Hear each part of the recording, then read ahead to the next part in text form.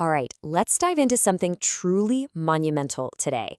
We're going to explore the incredible story of how modern India got its rulebook. It's this amazing tale of debate, compromise, and just, well, some seriously impressive vision. I mean, just think about that for a second. How do you even begin to write a rulebook for 1/6 of all the people on Earth? That was the colossal challenge facing India's leaders right after centuries of foreign rule. You've got hundreds of millions of people, countless different languages, religions, and cultures, and you need to create one single framework for all of them? Seriously, where do you even start? Well, getting started wasn't as simple as just deciding to do it. No way. The journey to even get to the starting line was a long, hard-fought political battle. We're talking decades of fighting just for the basic right for Indians to write their own constitution. And this timeline, it really shows you what that struggle looked like.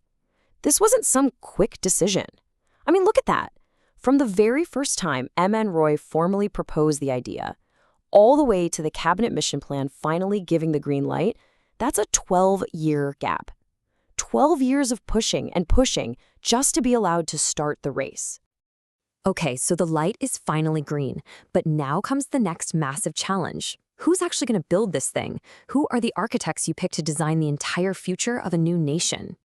So the original plan was for a big assembly, 389 members. And the whole idea was to make sure it represented everybody, the incredible diversity of the subcontinent. So seats were handed out based on population, pulling people from the provinces under direct British rule and also from the various princely states. But then, something absolutely seismic happened. An event that would literally reshape the subcontinent and, in the process, completely change the makeup of this assembly. Of course, I'm talking about partition. So with the creation of Pakistan, the members of the Muslim League who represented those territories, well, they withdrew from the assembly. And just like that, the numbers changed big time. The final group of architects, the ones who were left to write the constitution for a new, independent, and partitioned India, was now down to 299. And the way this assembly was put together was pretty unique. It wasn't a straightforward everybody votes kind of deal. It was a mix, a hybrid. Some members were elected by provincial assemblies, and others were nominated by the heads of princely states. And here's a fun little fact for you. Its official symbol was an elephant, kind of representing strength and wisdom. But maybe the biggest surprise, the thing that gets a lot of people, is that Mahatma Gandhi himself, he wasn't even a member. All right, so we've got our architects. The team is in place, so how did they go about building this monumental document? Well, the process was honestly a masterpiece of organization, all built around a really smart committee system. And right at the heart of it all, the engine room, if you will, was the 7-member drafting committee. It was led by its chairman, and really the chief architect of the whole thing, the brilliant Dr. B.R. Ambedkar. His committee had the massive job of putting together the actual first draft for everyone else to debate.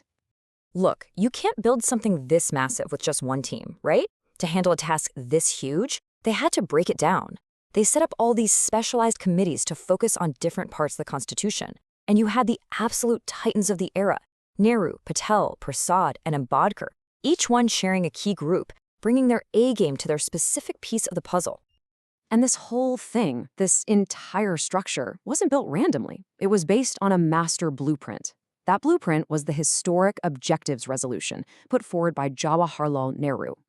This document was so important because it laid out the very soul of the Constitution, the core principles of justice, liberty, equality, and fraternity. It was the North Star for the whole process, and it eventually became the preamble we know today. Now, here's something that's just incredible to wrap your head around. This assembly wasn't just locked away in a room writing a document. Not at all. At the exact same time they were drafting the Constitution, they were also running the country, a brand new country just out of colonial rule, facing every challenge you can possibly imagine. So how on earth do you do both at once? Well, they came up with this really clever solution. The assembly basically wore 2 different hats. On some days, they'd meet as the constituent body. Job 1, make the Constitution. Dr. Rajendra Prasad was in the chair for that. Then, on other days, they'd switch hats and become the Dominion Legislature, which was effectively India's very first parliament, passing laws for the country, with G.V. Mevelankar as the chair. What a brilliant and practical way to handle an impossible workload.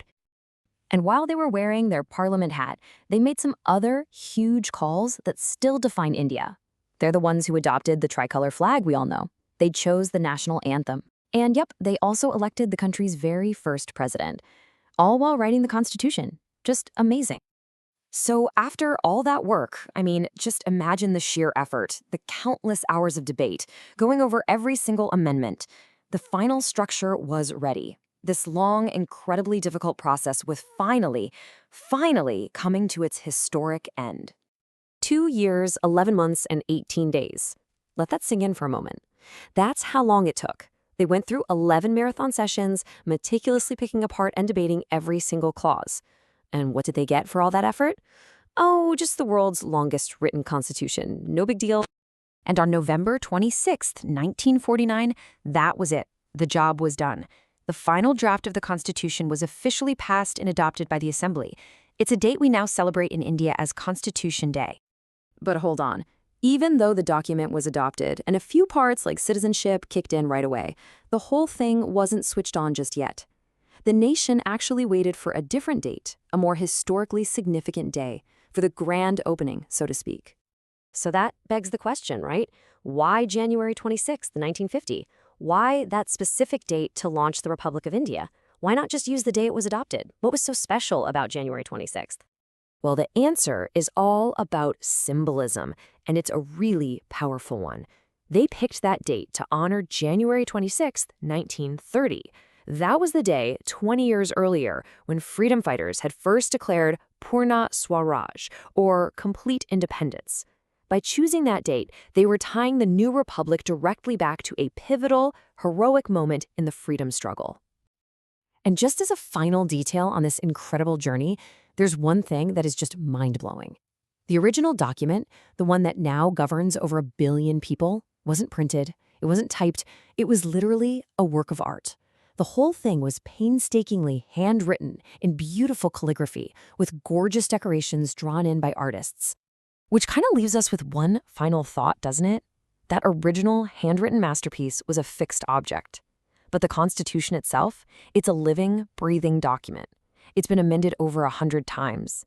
So the real question is, how is its story, and by extension the story of India, still being written, debated, and reinterpreted even as we speak?